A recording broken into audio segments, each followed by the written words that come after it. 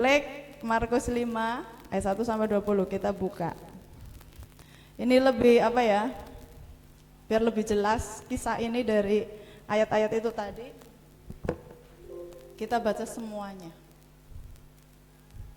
Terima kasih untuk jawaban-jawaban tadi, itu berarti kita bisa paham dari apa yang kita lihat. Ya, cukup panjang. Markus 5 ayat 1 sampai yang ke-20. Yesus mengusir roh jahat dari orang Gerasa. Lalu sampailah mereka di seberang danau di daerah orang Gerasa. Baru saja Yesus turun dari perahu, datanglah seorang yang kerasukan roh jahat dari pekuburan menemui dia. Orang itu diam di sana dan tidak ada seorang pun lagi yang sanggup mengikatnya sekalipun dengan rantai.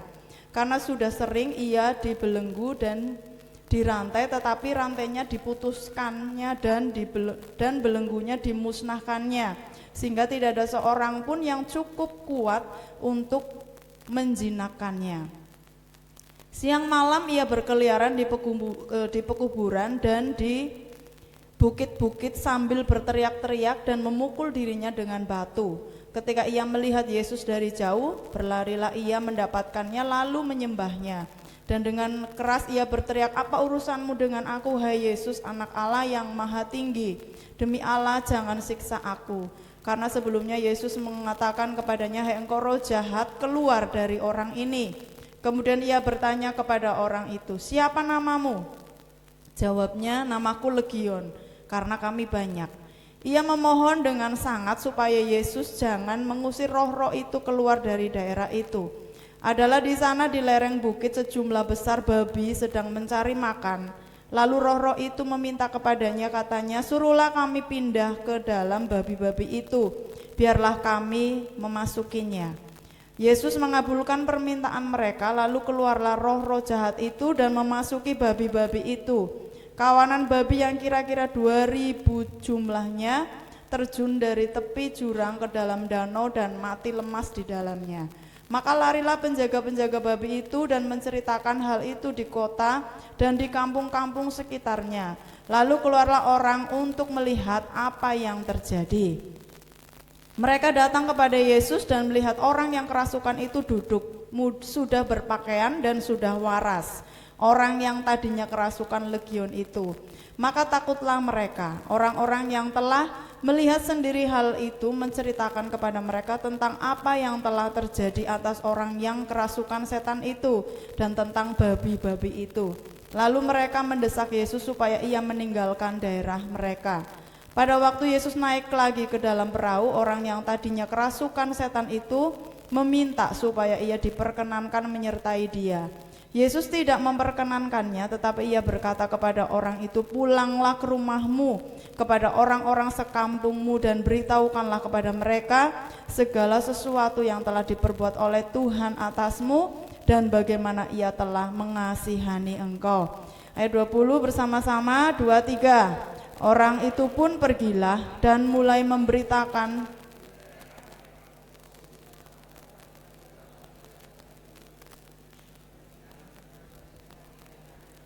Iya, semakin bisik-bisik dan semakin hilang.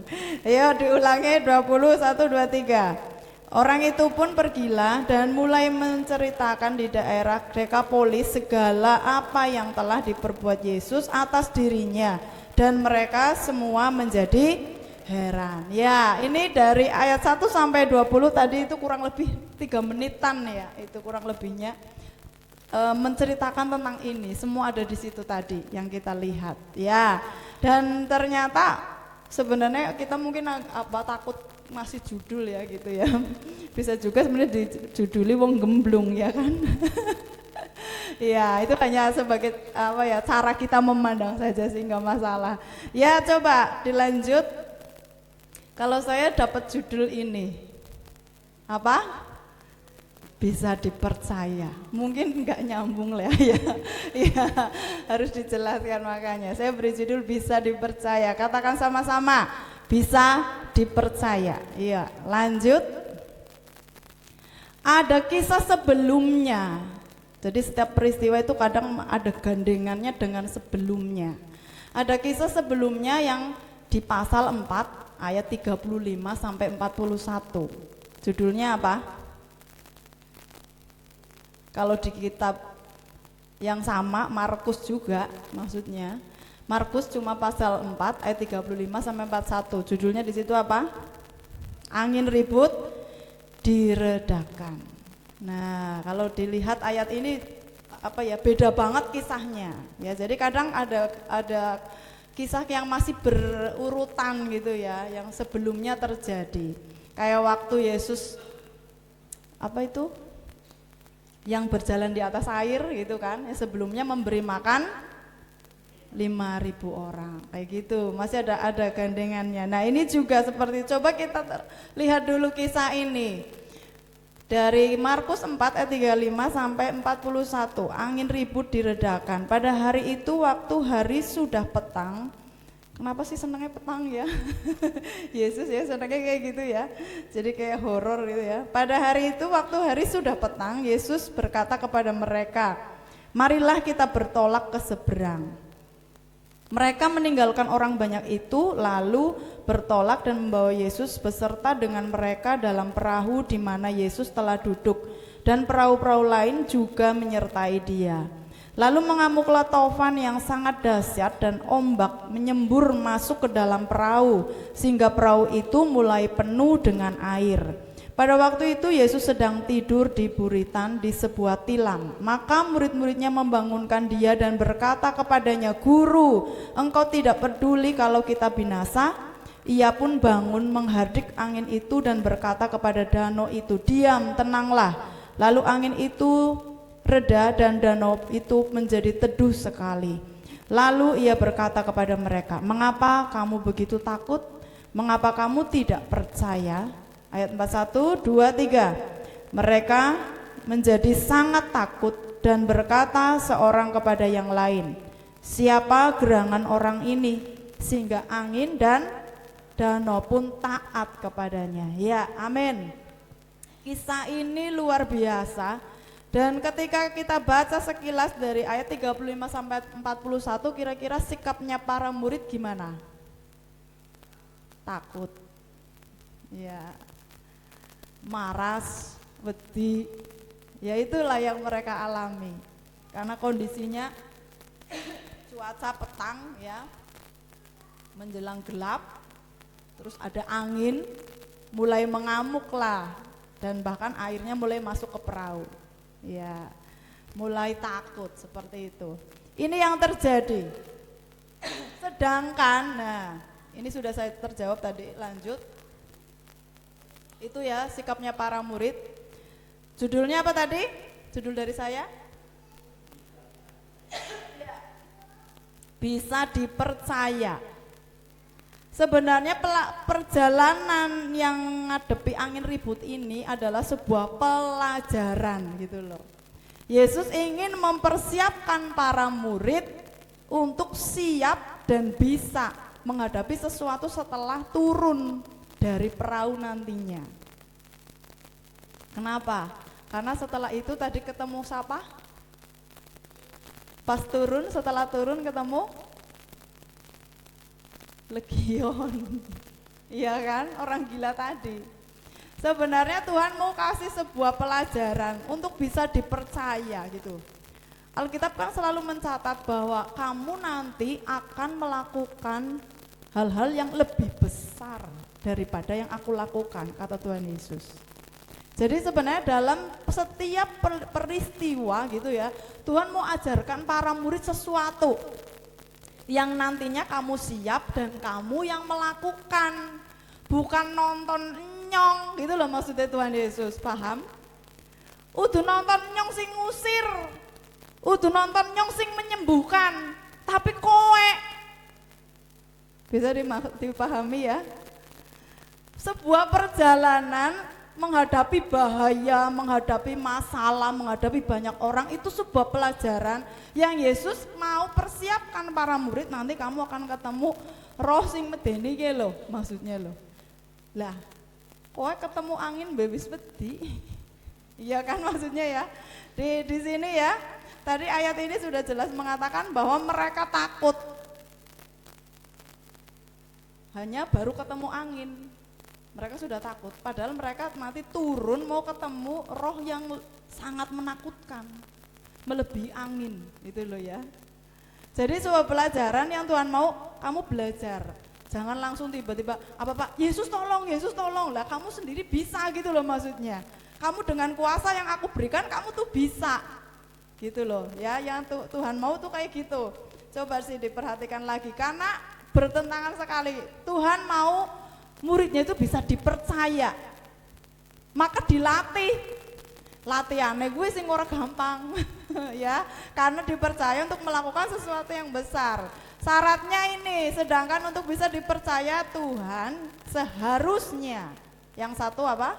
Percaya pada, mungkin kita akan mengatakan iya aku percaya, tapi percayanya kita berapa persen? Percayai Tuhan dengan segenap hati atau mempercayai kekuatan diri sendiri? Nah, iya kan? Kalau kita bicara percaya Tuhan, ya semua yang di sini saya tanya percaya Tuhan, percaya, iya. Porsinya beda-beda percayanya itu, ya kan? Percaya banget, percaya mandan, percaya setengah, percaya sepetil. Nah, tapi sama-sama percaya. Sedangkan harus sungguh-sungguh percaya pada Tuhan, itu yang pertama. Ketika ngomong dipakai Tuhan, bisa dipercaya sama Tuhan, ya harus percaya sama Tuhan. Lah gimana kalau kita nggak percaya sama Tuhan? Dalam perjalanan itu mereka pun di situ ada Tuhan gitu kan. Mereka ada disertai Tuhan. Dan yang selanjutnya mereka harus taat pada Tuhan. Bagi setiap kita yang mau dipercaya Tuhan harus taat pada perintah Tuhan. Katakan taat pada perintah Tuhan. 2, 3. Ya mungkin dalam hal ini murid-murid sudah taat. Mereka nurut, ayo naik semua ke perahu, kita nyebrang. Ya kan, nurut, di jalan ketemu ini. Nah yang ketiga ini, mereka belum siap untuk bisa dipercaya. Yang ketiga apa? Siap hadapi tantangan. Ternyata di jalan itu ada tantangan besar. Tapi percayanya mereka teruji di situ. Coba kalau kita lihat ayat 38. Pada waktu itu Yesus sedang tidur di buritan di sebuah tilam. Maka murid-muridnya membangunkan dia dan berkata kepadanya, "Guru, engkau tidak peduli kalau kita binasa?" Terus ada lagi kalimat Yesus. Ia pun bangun, menghadik angin itu dan berkata kepada danau itu, "Diam, tenanglah." Lalu angin itu reda dan danau itu pun menjadi teduh sekali. Muncul pertanyaan, lalu ia berkata kepada mereka, "Mengapa kamu begitu takut?" Di ayat 40, ayat 40. "Mengapa kamu begitu takut? Mengapa kamu tidak percaya?" Nah, padahal kita mengatakan percaya kan? Kita pun akan tahu murid-muridnya mesti percaya pada Tuhan Yesus. Ya pora? Iya. Tapi yang dipertanya Tuhan, kenapa kamu tidak percaya? Imannya teruji di situ. Mereka mulai berpikir, apa engkau nggak peduli Tuhan kalau kita semua binasa di sini? Gitu ya. Jadi apakah benar Yesus tidak peduli? Ya kan? Itu kan pemikiran manusia yang muncul ketika sudah dekat dengan maut, ya kan? Karena ada bahaya, walah ini sudah sangat terancam nyawanya. Mesti terus berpikiran, di mana Tuhan? Kok kayak nggak nolong? Kenapa dia nggak peduli? Itu kan yang sering muncul di pikiran kita, ya. Padahal untuk bisa dipercaya yang ketiga, katakan bareng-bareng 2, 3. Siap hadapi tantangan. Siap? Ya. Harus siap ketika mau dipercaya Tuhan untuk sesuatu yang lebih besar, harus siap dengan tantangan. Tantangan ini, danau air yang mengamuk itu sebuah tantangan yang sebenarnya Tuhan mau latih murid-muridnya. Coba kamu stop tuh anginnya gitu loh ya. Danau itu juga bisa kamu kendalikan. Diam, tenanglah. Tapi para murid lebih baik apa? Tulung-tulung kan? Iya kan? Lebih baik tulung-tulung sama Yesus. Enggak salah memang minta tolong sama Tuhan, tapi ini kelasnya murid loh, beda dengan pengikut yang tidak tahu firman Tuhan. Beda ya, jadi dibedakan. Kelasnya murid masa sama dengan pengikut-pengikut yang hanya ketika dikasih makan ikut. Wis ora panganan bali lunga. Kok krungu Yesus nang dimane ngerti-ngerti nang kana. Beda dong kelas murid. Ya enggak? Ya, harusnya imannya itu benar-benar dilatih sama Tuhan. Kamu yang melakukan itu. Bukannya Yesus nggak peduli, tapi toh nyatanya murid-murid takut. Nah, maka ternyata klik lagi, buka selanjutnya. Kesimpulannya, sebuah kepercayaan itu apa gue? Iya. Awis, apa Sam? Ngerti ora Sam? Anu wis krungu mesti. Iya, mahal. Awis. Sebuah kepercayaan itu mahal, maka Tuhan nggak mau sembarangan kasih kepercayaan itu. Orang itu harus sudah lolos ujian dulu. Tapi sayang yang kedua, murid-murid belum lolos ujian naik level. Ngurak angin, ngurak gelombang, mereka pun belum bisa. Apa maning kon ngurak legion. Yang katanya kami banyak. Setan yang level tinggi, mereka belum bisa dipercaya untuk hal itu. Sangat disayangkan ya, ujian ini mereka tidak bisa lalui. Saya tekankan lagi, beda kelasnya murid sama pengikut. Yang asal ngikut beda, ujiannya beda. Tuhan mau percayakan sesuatu yang lebih besar, tapi mereka belum lolos di situ. Nah, tadi ada yang sebut nih, bagian yang ketiga. Kisah ini yang legion tadi itu merupakan wujud kasih Allah kepada jiwa-jiwa. Tadi ada yang nyebut itu kan, harganya jiwa mahal. Iya, betul. Tuhan mau ajarkan itu loh sebenarnya kepada para murid. Ketika tadi kalau yang di danau itu bisa dilalui gitu ya, Tuhan maunya itu Petrus tuh kamu hadapi, kayak gitu loh maksudnya loh. Yohanes tuh tengking sana, kayak gitu loh. Udah Yesus yang mudun, Yesus yang ngurak. Tuhan inginkan sesuatu yang mengerjakan itu para murid gitu loh, tapi mereka belum bisa. Maka kalau tadi digambarkan itu kan Yesus sendiri yang menghadapi, para murid belum bisa. Dan Tuhan mau tunjukkan jiwa itu mahal, ya, jiwa itu sangat berharga di hadapan Tuhan. Betul ya, jiwa itu mahal, berharga. Tadi ada berapa babi? 2000. Daging babi sekilo pira?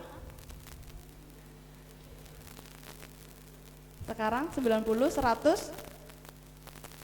Berapa kira-kira? Kita mau hitung kasar aja. Kira-kira sekilo pira? Orang tahu tuku jadi ya. Pira? Ada yang tahu? 60-an. Oke lah, 60. Kalau satu babi sing kaya gue mau wujude wis dewasa lah ya. Pirang kilo? Berapa? Hah? Ada 100 kilo? 100 kali 60 berarti 6 juta. 1 ekor kali 2000. 6 juta kali 2000, 12 miliar. Wis tau weruh? Ini gambaran kasarnya ya. Legion yang dibuang, yang ditakuti orang, uripe benang kuburan, ya kan? Dijauhi orang, tapi yang Tuhan mau rela harganya dibayar 12 miliar. Ini hanya gambaran kasarnya saja ya. Babi itu dibinasakan dan sepertinya legionnya lebih lebih memilih keselamatan jiwa legion gitu. Orang ini kok ya legion. Ya, ini hanya gambarannya saja bahwa ini Tuhan mengasihi jiwa-jiwa yang tidak terhitung oleh masyarakat, bahkan dibuang oleh masyarakat, dijauhi oleh masyarakat, dan ternyata Tuhan kasihi. Ya, mungkin masih bisa terhitung dengan angka ya 12 miliar. Tapi nek untuk sampai saat ini wis tahu weruh 12 miliar. Langsung gede-gede. Mbu sepira mbu kaya apa urung tahu nyekel, urung tahu ngitung juga ya. Sampai 12 miliar gue golek ngitung berapa lama gitu ya. Intinya berarti kan banyak gitu ya. Harganya mahal gitu. Jadi inilah yang Tuhan mau ajarkan sebenarnya bagi para murid waktu itu. Kalau mereka berani menghadapi yang tantangan angin di danau itu, mereka turun pun bisa dengan kuasa Tuhan mengusir legion. Bukan mereka yang nonton Yesus ngusir legion. Nah, maka sayang sekali ternyata mereka belum bisa dipercaya, belum lolos. Nah, maka masih banyak ujian-ujiannya lagi. Nah, bicara soal jiwa-jiwa ini juga biarlah menjadi sebuah kerinduan kita semua. Ya, ketika kita juga bisa melakukan sesuatu setia dalam hal yang kecil, Tuhan juga akan percayakan hal yang lebih besar lagi. Ya, jiwa-jiwa yang haus akan Tuhan boleh datang menyembah Tuhan. Klik yang paling terakhir sebagai ayat penutup, Lukas 16 ayat yang ke-10.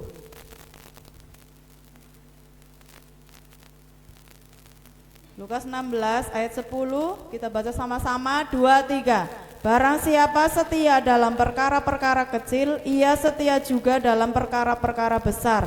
Dan barang siapa tidak benar dalam perkara-perkara kecil, ia tidak benar juga dalam perkara-perkara besar. Amin. Semua dimulai dari hal kecil. Mungkin kita akan bilang, lawang angin gitu ya. Tapi ternyata mereka nggak bisa juga, ya kan? Nggak bisa ngadepi. Padahal syarat yang ketiga tadi apa? Supaya bisa dipercaya. Siap hadapi tantangan. Nah, tantangannya itu nanti yang macam-macam. Lolos ujian itu naik level lagi, dipercaya lebih besar lagi. Seperti itu yang Tuhan mau, ya. Dan biarlah banyak hal yang ada di sekitar kita Tuhan bisa nilai, kita bisa lalui, ya. Ternyata kita mampu lalui dengan kekuatan Tuhan, dengan pertolongan Tuhan. Ya, yang paling terakhir saya mau tambahkan bicara soal jiwa-jiwa. Kemarin saya dapat info sewaktu saya doa JDW yang mengikuti jaringan doa wanita. Ada bagian terakhir yang disampaikan oleh Ibu Ketua untuk didoakan, termasuk kita juga di tempat ini, menjadi pergumulan kita, bicara soal jiwa-jiwa ya. Jadi untuk akhir-akhir ini itu marak sekali untuk menghancurkan generasi muda, tujuan mereka ya, untuk menghancurkan generasi muda, generasi penerus dengan membagikan alat-alat kontrasepsi gratis. Dalam hal ini adalah kondom. Ya, mungkin bagi yang dewasa sudah paham. Jadi kalau mungkin untuk kontrasepsi yang kayak KB dari pemerintahan, mungkin kalau belum menikah kan nggak boleh gitu ya. Cuma kalau yang namanya kondom itu bisa kemana saja, didapati di mana saja. Dan ini info terakhir terbaru yang saya dapat adalah pergerakan mereka itu membagikan kondom itu secara gratis. Jadi malah ibaratnya monggo gitu loh. Dan bisa dibayangkan ketika itu sampai di tangan anak-anak kita, ya, apa yang akan terjadi dengan generasi ini, dengan jiwa-jiwa di luar sana. Jadi ketika mungkin kita sibuk mempertahankan keluarga kita, tapi ada satu sisi yang lain yang sibuk untuk menghancurkan. Nah, kita tahu pergerakan iblis itu sangat lebih cepat dari kita, ya kan? Lebih cepat dari kita. Maka hati-hati, biar ini menjadi sebuah beban juga buat kita semua di tempat ini, berdoa untuk anak-anak kita, ya, untuk generasi di bawah kita, untuk mereka tetap dilindungi Tuhan. Amin. Seperti Yesus bisa melihat sosok yang kerasukan legion tadi, ya, yang seperti tidak dianggap, tetapi yang ternyata itu sangat berharga di mata Tuhan. Maka mulai dari sekarang biarlah itu menjadi beban kita semua, ya, untuk mengasihi jiwa-jiwa di luar sana. Biar Tuhan percayakan lebih lagi kepada kita semua. Amin. Tuhan memberkati.